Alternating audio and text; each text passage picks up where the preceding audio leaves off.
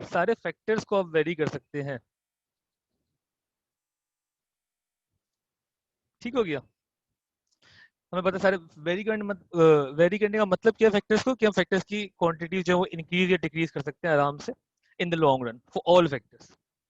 ठीक है, जब हम लॉन्ग रन की बात करेंगे तो एक तो ये दो मेन पॉइंट्स हैं that define the long run and the long run cost.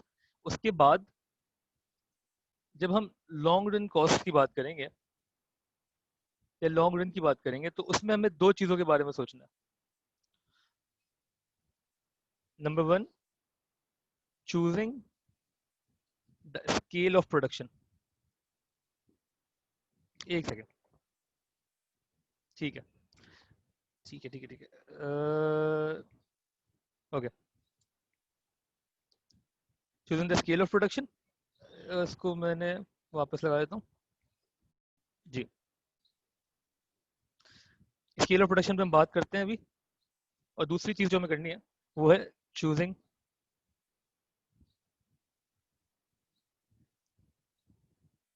The input mix. Input या इनपुट हम करते हैं किसको, फैक्टर करते हैं, तो फैक्टर मिक्स भी कहते हैं इसको। अच्छा, इनपुट मिक्स फैक्टर मिक्स क्या होता है इसकी हम अभी आज ही डिस्कस करेंगे, लेकिन उससे पहले स्केल ऑफ प्रोडक्शन की बात कर लेते हैं। ये रिलेटिवली ईजियर है और समझ में भी इंशाल्लाह आ जाएगा। स्केल ऑफ प्रोडक्शन में जब हम बात करते हैं तो when we talk about the scale of production,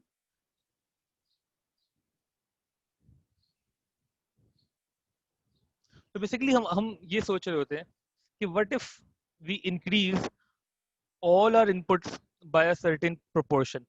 मतलब सारे इनपुट्स को, सारे लेबर को, सारे कैपिटल को, लैंड जो भी इन्वॉल्व है मेरे पास, उन सब इनपुट को अगर मैं बढ़ा दूं बाय 100%, मतलब डबल कर दूं, या बाय 75% या 50%, तो मेरे आउटपुट के साथ क्या होगा।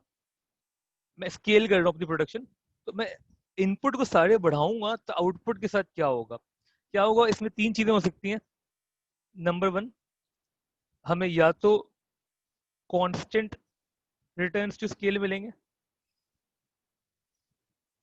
अच्छा, स्केल का वर्ड ना यूज ही लॉन्ग रन में होगा। ये एक याद रखें, स्केल का वर्ड यूज ही लॉन्ग रन में होगा, शॉर्ट रन में आपने यूज नहीं करना, बहुत ही बुरा इंप्रेशन जाएगा आपके आंसर पे। स्केल का जो वर्ड है वो यूज ही लॉन्ग रन में होगा। अच्छा, कांस्टेंट रिटर्न्स टू स्केल की बात कर लेते हैं। When we talk about the constant returns to scale, हम कहना क्या चाह रहे हैं, if we increase all inputs, all factors या all inputs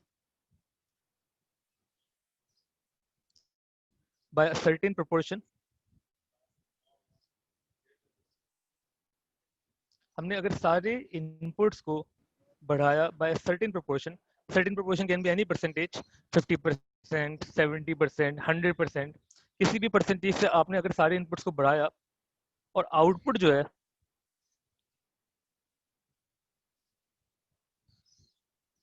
output increases by exactly the same proportion. Output अगर एग्जैक्टली सेम प्रोपोर्शन से बढ़ गया, जिस प्रोपोर्शन से मैंने इनपुट्स को बढ़ाया है, तो हम बोलेंगे constant returns to scale. Constant returns to scale जब भी होंगी तो उस वक्त आपकी जो लॉन्ग रन एवरेज कॉस्ट है, इसको हम शॉर्ट में LRAC कहते हैं, लॉन्ग रन एवरेज कॉस्ट, वो कांस्टेंट रहती है, चेंज नहीं होती। आउट इनपुट को मैंने बढ़ाया बाय 100% फॉर एग्जांपल, या मैंने डबलिंग, अगर मैंने इनपुट्स को डबल किया, डबल द इनपुट्स, उस वजह से आउटपुट भी कितना होगा, आउटपुट भी एग्जैक्टली डबल ही होगा। तो output also doubles for example. ये बात समझ में आ रही, सिंपल है।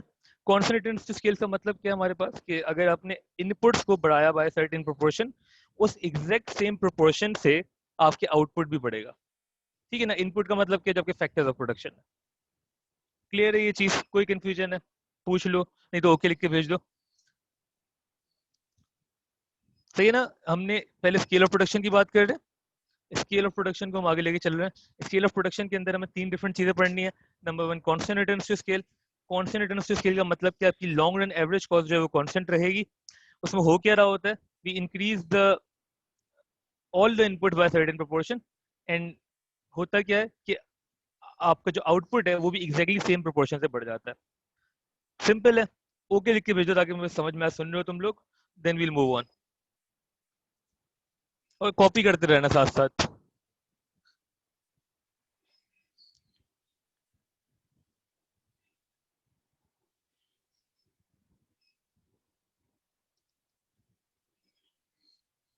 ओके ठीक है।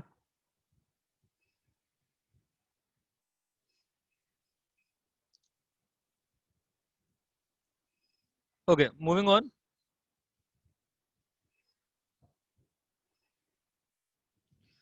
Similarly, we have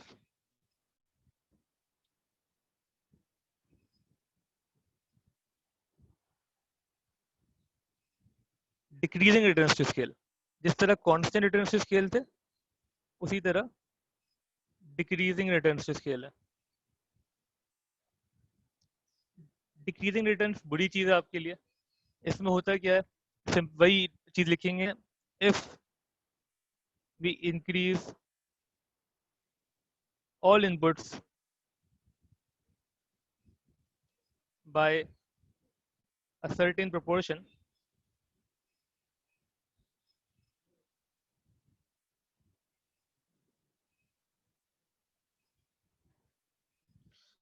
if we increase all inputs by a certain proportion, output will increase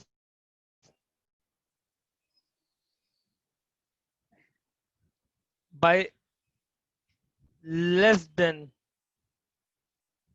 that proportion.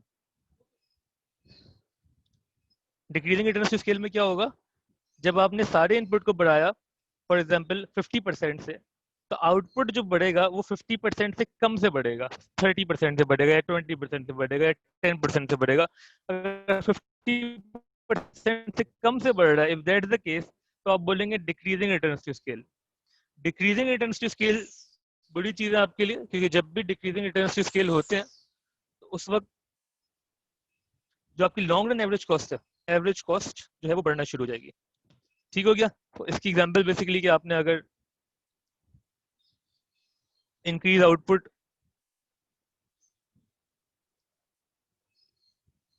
Bye 100% की लिख लो ताकि बिल्कुल क्लियर है। सॉरी आउटपुट नहीं, आप इनपुट करेंगे, इनपुट इंक्रीज करेंगे बाय 100% या any given percentage.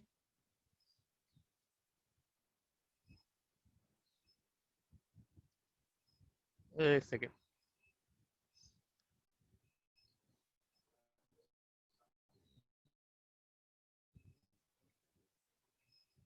Increase all inputs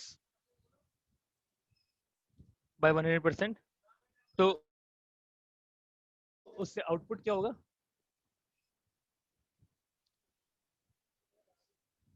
output increases.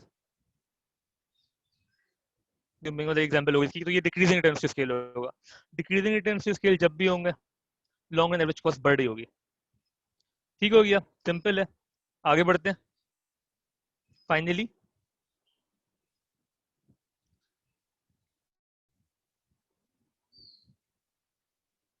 We have increasing returns to scale. Increasing returns to scale हर बिजनेस चाहेगा। क्यों? क्योंकि जब इंक्रीजिंग रिटर्न्स टू स्केल का मतलब क्या होगा कि if we increase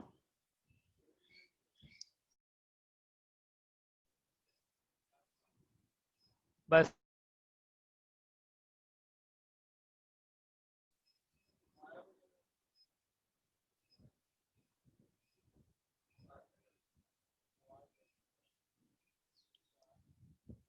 आउटपुट जो है will increase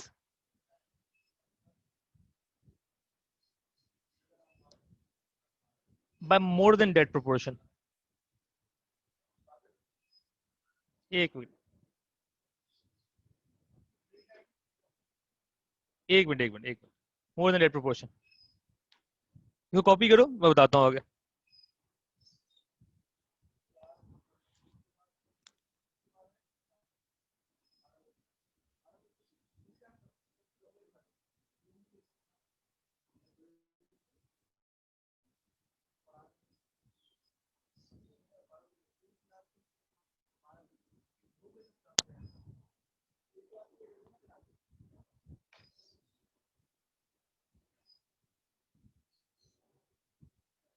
ठीक है, ओके। तो इसमें जब भी इंक्रीजिंग रिटर्न्स के स्केल होंगे तो आपकी लॉन्ग रन एवरेज कॉस्ट जो है वो फॉल हो रही होगी। और ये बहुत अच्छी बात है, आप चाहते हैं फॉल हो, ऑब्वियसली हर बिजनेस ये चाहता है कि कॉस्ट कम से कम आए। एग्जाम्पल सिंपली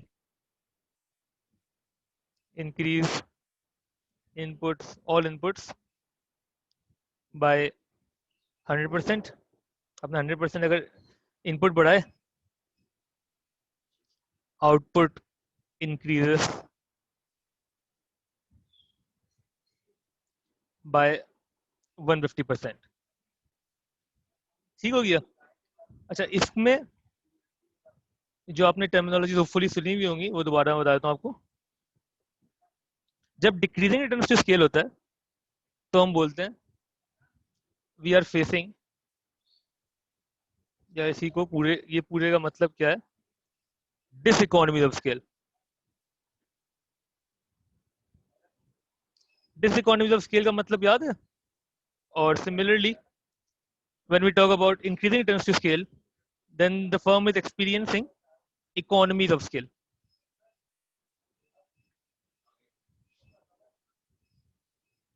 अच्छा, मुझे ये मुझे वो पता है, आप लोगों ने पढ़ा था इकोनॉमीज ऑफ स्केल, है ना, एएस बिजनेस में। तो इकोनॉमीज ऑफ स्केल की डेफिनेशन लिख के भेज सकते हैं कोई? What do we mean by economies of scale? When does a firm experience economies of scale? Definition क्या होगी इसकी?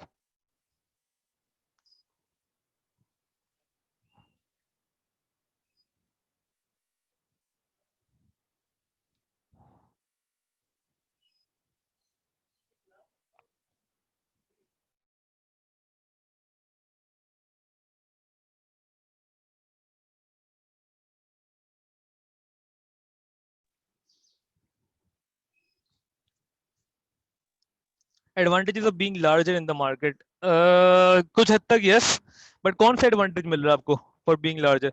और इसको मतलब what do exactly mean by being larger?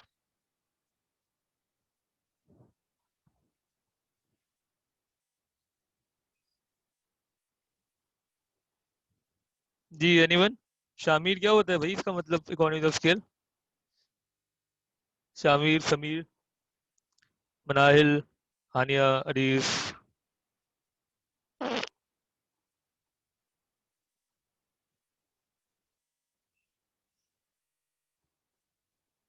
नहीं नहीं, मार्केट शेयरिंग की ना, बिल्कुल भी नहीं है।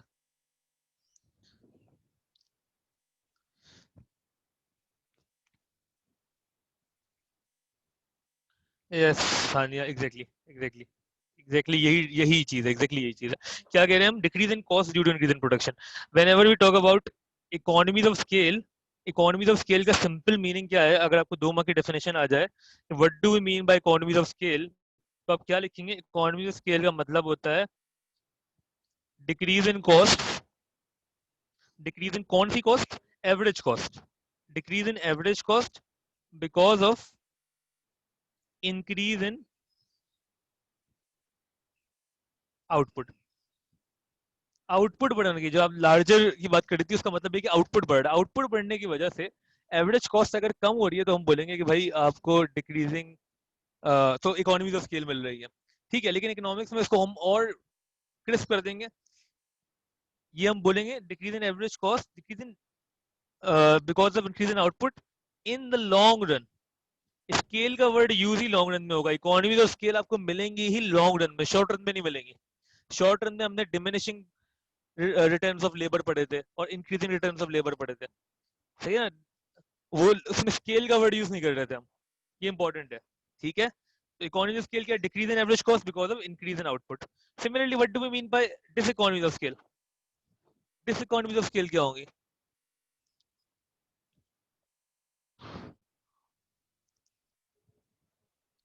डेफिनेशन क्या होगी डिसइकोनॉमीज ऑफ स्केल की?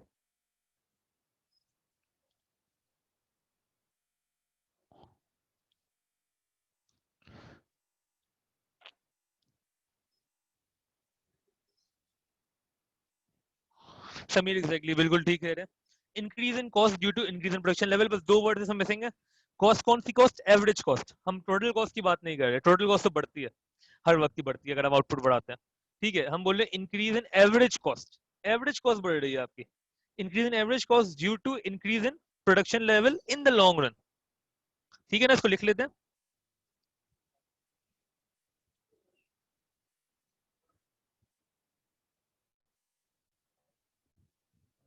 तो हम बात कर रहे हैं दिस इकोनॉमिक स्केल का बेसिक डेफिनेशन क्या होगी? Decrease, increase in average cost because of increase in output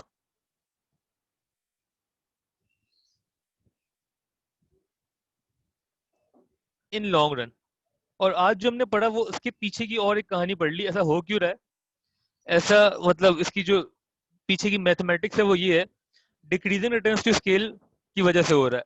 और उसका मतलब क्या है कि whenever we are increasing our inputs by certain proportion, our output is increasing by less than that proportion, less than that proportion. तो हमें नुकसान हो रहा है, हमारी लॉन्ग रन एवरेज कॉस्ट बढ़ रही है and we are experiencing diseconomies of scale, ठीक हो गया। इंक्रीजिंग रिटर्न्स टू स्केल की जब हम बात करते हैं तो हम कहते हैं if we increase all the inputs by certain proportion, output will increase by more than that proportion, ठीक है। इसीलिए हमें हमारी लॉन्ग रन एवरेज कॉस्ट कम हो रही है and we are experiencing economies of scale. कोई कंफ्यूजन है सब में तो पूछ लो, नहीं तो ओके लिख के भेज दो। डेफिनेशन एग्जैक्टली यही देखनी है आपने सारी। कोई भी कंफ्यूजन है पूछ ले, नहीं तो ओके लिख के भेज दो।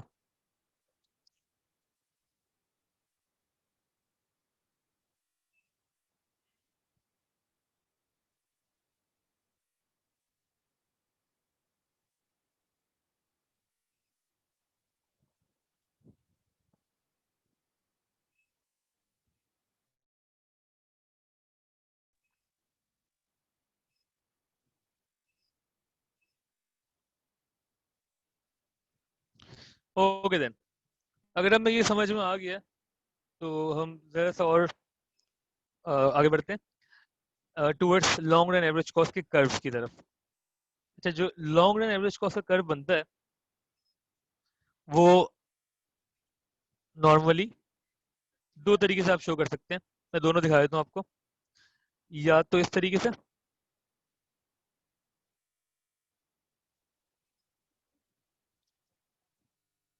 एग्जैक्टली exactly वैसे जैसे कि आप शॉर्ट टर्म में एवरेज कॉस्ट बनाते थे, बिल्कुल वैसी। आउटपुट कॉस्ट, बस आपको ये पता होना चाहिए कि इनिशियली जो आपकी एवरेज कॉस्ट कम हो रही है क्यू नॉट तक, जो आपकी एवरेज कॉस्ट कम हो रही है, इसका रीजन है economies of scale. After Q not जो आपकी एवरेज कॉस्ट बढ़ रही है, इसका रीजन है diseconomies of scale. DE लिख देते हैं, डिस इकोनॉमीज ऑफ स्केल, ठीक हो गया। एक तो ये चीज समझ में आ गई हमें। लॉन्ग रन एवरेज कॉस्ट का एक कर्व नॉर्मली इस तरीके से दिखाते हैं। इससे ज्यादा जो आपको दिखेगा ग्राफ वो इस तरीके से दिखेगा, पहले फॉल करेगा तो कुछ हद तक कांस्टेंट होगा, फिर राइज करेगा। या थोड़ा सा और बेहतर कर लेते हैं कि फॉल थोड़ा ज़्यादा कराते हैं, कांस्टेंट एंड देन राइज। तो इस तरीके से कश्ती बना लें आप एक लॉन्ग रन एवरेज कॉस्ट। उसमें क्या हो रहा है,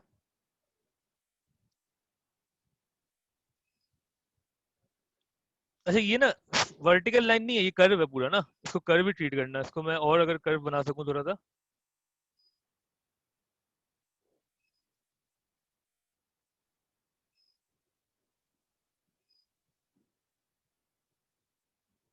कुछ इस तरीके से। तो इनिशियली क्या हो रहा है, इनिशियली इकोनॉमी ऑफ स्केल, उसके बाद ये हमें पता है डिसइकोनॉमी ऑफ स्केल, और ये जो Q0 से Q1 की कहानी है,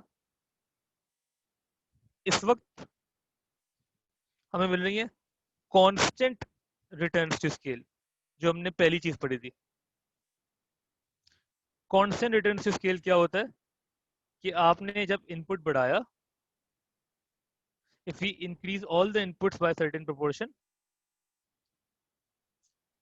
और आउटपुट बढ़ गया by exactly the same proportion, exactly the same proportion, उस वक्त हमने कहा था long run average cost constant रहेगी। तो वी नॉर्मली अज्यूम कि whenever a firm expands, और ये फर्म एक्सपेंड कर रही है, फर्म की एक्सपेंशन का मतलब जैसे कि अभी आपने कहा था कि फर्म इंक्रीजेस इन साइज, उसका मतलब हमारे लिए क्या है? उसका मतलब हमारे लिए है कि आउटपुट बढ़ रहा है। एक्सपेंशन फॉर अ फर्म को हम सिंपल माइनों में क्या बोलेंगे कि फर्म का आउटपुट बढ़ रहा है, जब भी एक्सपेंड करने का तरीका यही है। तो वी से कि generally we assume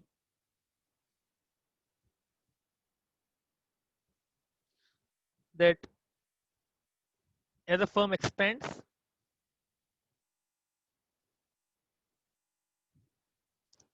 it experiences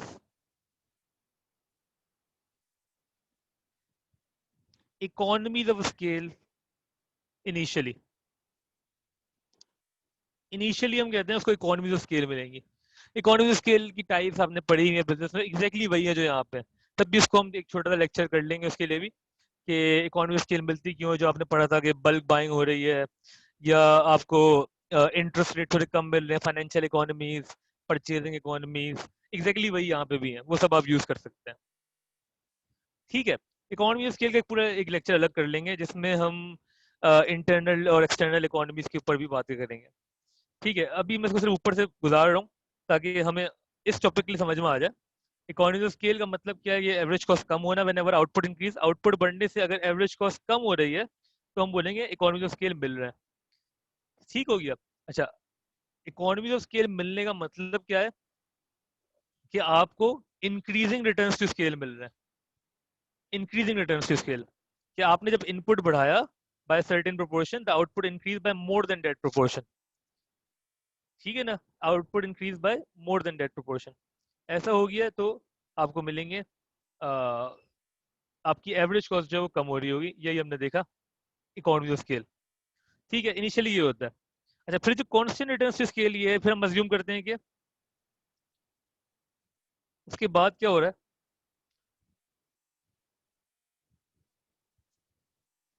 then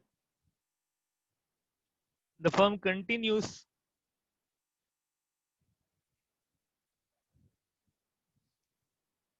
to produce at this cost. Firm जो कंटिन्यू करती है एवरेज कॉस्ट पे प्रोड्यूस करना, जो कि कांस्टेंट रिटर्न्स टू स्केल है। उसके बाद मसला क्या आता है? If it keeps on increasing its output, कि वो एक्सपेंड की जा रही है, आउटपुट बढ़ा जा रहा है। आपने एक फैक्ट्री से शुरू किया था, now you have hundreds of factories, तो होगा क्या?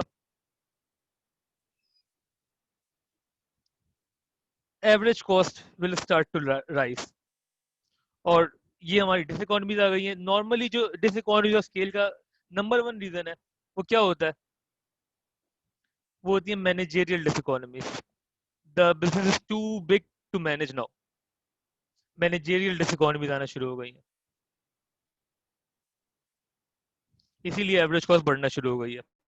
जो ग्राफ है आपका, हम ये बोलेंगे your firm has become too big to manage, और उसमें फिर आपकी टेक्निक्स आती हैं बिजनेस स्टडीज की, कि how to efficiently allocate resources and so on. उसको हम इकोनॉमिक्स में भी देखेंगे डिफरेंट एंगल से। यहाँ पे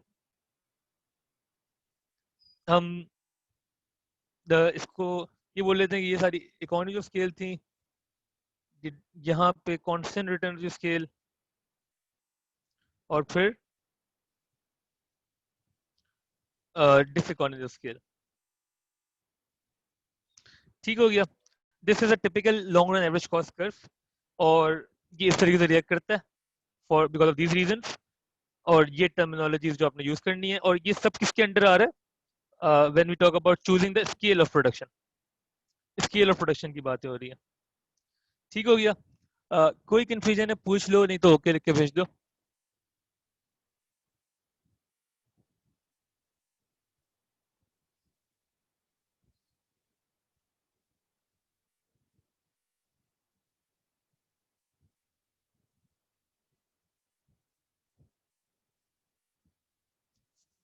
सेकंड वाला ग्राफ में समझा देता हूँ, ठीक है। लास्ट वाला पॉइंट दोबारा बता दें, ठीक है। ओके, सेकंड वाला ग्राफ और लास्ट वाला पॉइंट दोनों देख लेते हैं।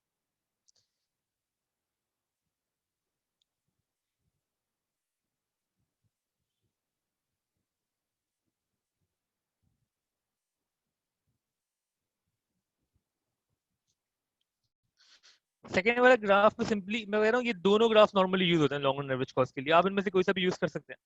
ठीक है, अगर स्पेसिफिक क्वेश्चन है ना कॉस्ट के ऊपर, तो फिर मैं आपको बोलूंगा कि आप यही वाला ग्राफ यूज करें। ठीक है, अगर स्पेसिफिक टू कॉस्ट नहीं है जो कि, और वो किसी और चैप्टर से लिंक किया हुआ है जो कि आगे हम पढ़ेंगे, मार्केट स्ट्रक्चर वगैरह वगैरह, उनमें आप एलआरएसी को सिंपल यू शेप बना ले तो कोई मसले की बात नहीं है। लेकिन स्पेसिफिकली वो पूछ रहा है भाई, how does long run average cost differ from a short run average cost, या वो बोल रहा है कि लॉन्ग रन में स्केल ऑफ प्रोडक्शन में क्या क्या चीजें आती हैं जो कि हमने पढ़ी हैं अभी। तो आप ये पूरा ग्राफ बना है, ये आपका जेन्युइन केस है। इसमें सिर्फ आप एक कश्ती टाइप कुछ बना देते हैं, ये आप क्या कहते हैं कि भाई इनिशियली कॉस्ट फॉल होगी, देन कांस्टेंट, देन राइज होगी। ठीक है ना? और फॉल होने का मतलब इनिशियली आपको इकोनॉमीज मिलेंगी, जब इकोनॉमीज सारी मिल चुकी हैं, when you have exhausted all economies, इसको लिख भी देते हैं, अ, तो उस वक्त आपकी जो एवरेज कॉस्ट है मेंटेन रहती है। जो then the firm continues to produce at this average cost. इसकी आगे एक्सप्लेनेशन जरा सी और लिख लो, as all economies have been exhausted. Exhausted का मतलब क्या है कि आपने इन सबको यूज अप कर लिया। आपने अपने लार्ज साइज से जो जो फायदे उठा सकते थे आप एवरेज कॉस्ट कम करने के लिए, वो आपने कर लिया। एवरेज कॉस्ट मिनिमम हो गई है इस पॉइंट पे। ये भी वही मिनिमम एवरेज कॉस्ट है, ये भी मिनिमम एवरेज कॉस्ट ही है, जो कि यहाँ मिनिमम जो है चल रही है for for level of output, वो मिनिमम ही रही, कांस्टेंट। और उस वक्त ना एवरेज कॉस्ट बढ़ रही है ना कम हो रही है आउटपुट के बढ़ाने से, तो हम बोलेंगे कांस्टेंट रिटर्न्स टू स्केल है। ठीक हो गया? और ऐसा हो क्यों रहा है? बिकॉज यहाँ इस पॉइंट तक पहुंचते पहुंचते क्यू नॉट तक you exhausted all your economy. तो आपने लेकिन आपको आउटपुट और बढ़ाना था, आप बढ़ाते रहे। सही है, आपकी एवरेज कॉस्ट में कोई फर्क नहीं आ रहा था। लेकिन after certain point the firm becomes too big to manage, diseconomies of scale enter हो गई। यही लिखा है ना हमने, if it keeps on increasing its output, the average cost will start to rise. और इसको हम कहते हैं डिस इकोनॉमीज ऑफ स्केल। और इसका जो नंबर वन रीजन है मैंने बताया, वो होती है managerial diseconomies. Managerial diseconomies is the number one reason for increase in average cost when we increase output, क्योंकि आप मैनेज सही से नहीं कर पाते अपने फर्म को। ठीक है ना? वो मैनेजेरियल मिसमैनेजमेंट आ रही होती है, कम्युनिकेशन एरर्स होते हैं, फीडबैक नहीं मिल रहा, मोटिवेशन लेवल डाउन है वर्कर्स का, ये सब चीजें मैनेजेरियल डिसइकोनॉमीज में आएंगी। ठीक हो गया? ओके।